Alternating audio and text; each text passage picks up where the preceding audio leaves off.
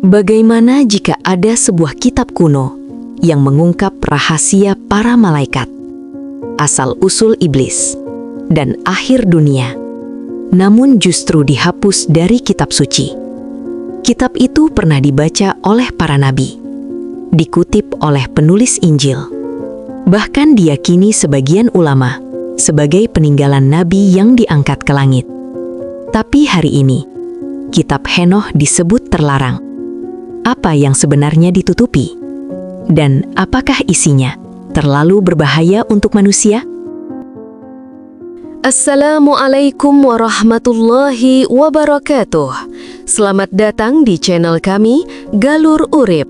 Terima kasih atas waktunya. Jangan lupa dukung channel kami dengan like, subscribe, komen, dan bagikan. Semoga kebaikan saudara semua dibalas oleh Allah Subhanahu wa Ta'ala dengan rezeki yang berlimpah. Salawat serta salam semoga selalu tercurah kepada junjungan kita, Nabi Muhammad Sallallahu Alaihi Wasallam. Semoga kita mendapat syafaatnya di hari akhir kelak. Amin ya Rabbal Alamin. Kitab Henoh, juga dikenal sebagai Satu Henoh atau Kitab Nabi Idris, adalah karya keagamaan kuno dalam tradisi Yahudi yang diyakini berasal dari Henoh, Idris, kakek buyut Nuh. Kitab ini diyakini ditulis pada berbagai periode oleh para akademisi modern. Bagian tertua Kitab Henoh, terutama kitab para penjaga, diperkirakan berasal dari tahun 300 SM, 200 SM. Sedangkan bagian terbaru, kitab perumpamaan, kemungkinan berasal dari sekitar 100 SM. Pentingnya kitab Henoh juga terlihat dari penemuan berbagai fragmen dalam bahasa Aram di Gua Qumran, juga dikenal sebagai Gulungan Laut Mati, serta beberapa fragmen dalam bahasa Yunani dan Latin. Fragmen-fragmen ini membuktikan bahwa kitab ini dikenal oleh kalangan Yahudi dan Kristen awal. Kitab Henoh juga dikutip dalam beberapa kitab kuno, seperti Kisah 12 Putra Yakub yang ditulis pada sekitar 100 SM. Bahkan penulis Perjanjian Baru pada abad-abad awal tampaknya memiliki pengetahuan tentang cerita-cerita dalam kitab Henoh dan terpengaruh olehnya. Surat Yudas dalam Perjanjian Baru mengutip secara singkat 1 Henoh 1:9 yang menyebut Henoh, nabi yang ketujuh dari Adam, 1 Henoh 68. Meskipun beberapa kalangan di Ethiopia meyakini bahwa bahasa asli kitab Henokh adalah bahasa GS, para akademisi modern cenderung menyatakan bahwa kitab ini ditulis dalam bahasa Ibrani atau Aram. Hal ini didukung oleh penemuan fragmen dalam Gulungan Laut Mati. Menurut Ephraim Ishak, kitab Henokh, seperti kitab Daniel, sebagian ditulis dalam bahasa Aram dan sebagian lagi dalam bahasa Ibrani. Isi kitab ini menyatakan bahwa penulisnya adalah Henokh, atau dalam Islam dikenal sebagai Nabi Idris, yang hidup sebelum peristiwa banjir Nuh dalam sejarah biblikal. Di kalangan Yahudi, kitab ini tidak dianggap sebagai bagian dari kanon biblika, kecuali oleh pengikut Yahudi di Ethiopia. Di kalangan Kristen, beberapa masih mengakui keberadaan kitab Henokh untuk tujuan historis dan teologis, tetapi umumnya tidak memandangnya sebagai kitab kanonik yang terinspirasi secara ilahi. Hanya Gereja Tewahedo Ortodoks Ethiopia dan Gereja Tewahedo Ortodoks Eritrea yang menganggapnya sebagai bagian dari kanon. Salinan kitab Henokh yang paling lengkap yang masih ada saat ini berasal dari naskah Ethiopia bernama Matsahfe Henokh dalam bahasa GS. Pada tahun 1790-an, seorang petualang Skotlandia bernama James Bruce membawa 3 salinan naskah Ethiopia tersebut dari Ethiopia ke Eropa. Naskah-naskah ini kemudian diterjemahkan ke dalam bahasa Inggris dan diterbitkan pada tahun 1821 oleh Richard Lawrence dengan judul The Book of Enoch, the Prophet, an Apocryphal Production, supposed to have been lost for ages. Kitab Henoch terdiri dari beberapa bagian utama. 1. Kitab Penjaga. Bagian ini mengisahkan tentang para malaikat yang jatuh dari surga dan menikahi manusia, menghasilkan keturunan setengah malaikat setengah manusia yang dikenal sebagai Nephilim. Bagian ini juga berisi tentang nubuat-nubuat dan penglihatan-penglihatan yang diterima oleh Henoh. 2. Kitab Perjalanan Henoch. Bagian ini menceritakan tentang perjalanan Henoch ke surga dan neraka, serta penglihatan-penglihatan yang ia terima di sana. Henoch bertemu dengan malaikat-malaikat, melihat kehidupan di surga, dan memperoleh pengetahuan tentang penciptaan dan akhir zaman. 3. Kitab Mimpi Henoch. Bagian ini berisi serangkaian mimpi yang dialami oleh Henoch dan interpretasinya. Mimpi-mimpi ini mencakup penglihatan-penglihatan tentang masa depan dan penghakiman terakhir. 4. Kitab Perumpamaan. Bagian ini berisi serangkaian perumpamaan dan alegori yang mengajarkan hukum-hukum Allah, keadilan, dan hukuman bagi orang berdosa. Kitab Henoch memiliki pengaruh yang cukup signifikan dalam pemahaman agama dan teologi pada masa kuno.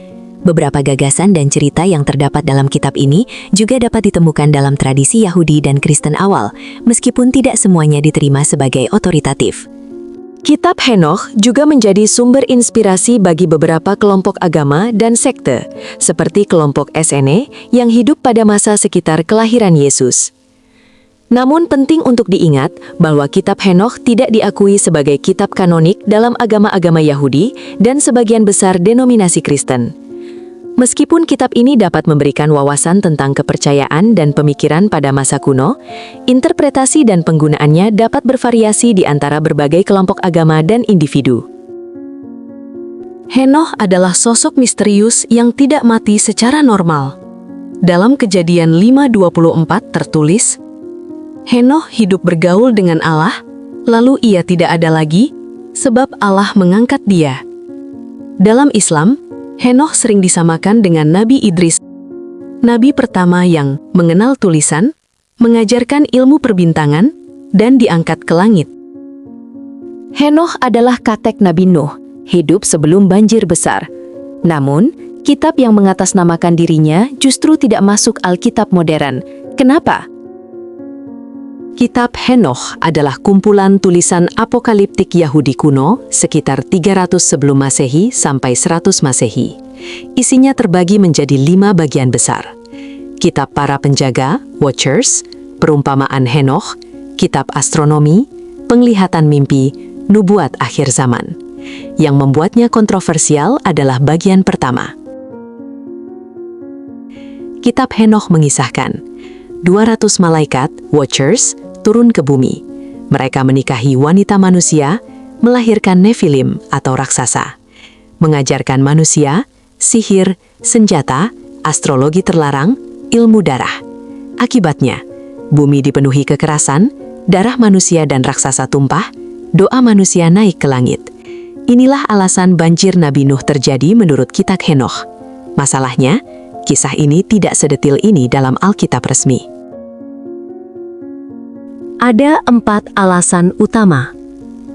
1. Terlalu banyak detail kosmik. Kitab Henoch menjelaskan struktur langit berlapis, pintu matahari dan bulan, malaikat penjaga neraka, siklus waktu akhir. Gereja awal menilai ini berbahaya bagi umat awam. 2. Mengguncang doktrin malaikat. Kitab ini menyebut, malaikat bisa berdosa, berzina, dan dihukum. Ini bertentangan dengan teologi resmi gereja tertentu. 3. Digunakan kelompok sesat. Beberapa sekte awal Kristen memakai kitab Henoch untuk mengklaim pengetahuan rahasia, membangun ajaran ekstrim. 4. Terlalu dekat dengan kiamat. Isinya penuh penghakiman akhir, Mesias kosmik, kehancuran dunia lama. Fakta mengejutkan, kitab Henoch dikutip dalam Injil Yudas, disebut dalam surat Yudas ayat 14-15, dibaca luas oleh Yahudi dan Kristen awal, namun pada abad keempat, gereja menyusun kanon resmi. Kitab Henoch dikeluarkan. Tapi, Gereja Ortodoks Ethiopia tetap mempertahankannya hingga hari ini. Dalam Islam, Nabi Idris diangkat ke langit, diberi ilmu tinggi, berjumpa malaikat. Banyak ulama meyakini, sebagian kisah kitab Henoch adalah Israiliyat, bukan untuk ditolak total, bukan untuk diyakini penuh. Namun kesamaannya terlalu banyak untuk diabaikan. Bukan karena isinya palsu, melainkan karena terlalu mengguncang struktur kekuasaan agama, membuka kemungkinan manusia tahu terlalu banyak, kiamat bukan dongeng, Iblis bukan satu-satunya yang jatuh. Kitab Henoh memaksa manusia bertanya, siapa sebenarnya yang mengendalikan dunia ini? Kitab Henoh tidak dibakar, tidak dihancurkan, tapi disingkirkan. Mungkin karena isinya salah, atau mungkin karena isinya terlalu benar. Pertanyaannya sekarang, jika kitab ini dibuka kembali, apakah manusia siap mengetahui kebenarannya? Demikianlah bahasan pada kali ini. Semoga bermanfaat. Terima kasih atas waktunya. Assalamualaikum warahmatullahi wabarakatuh.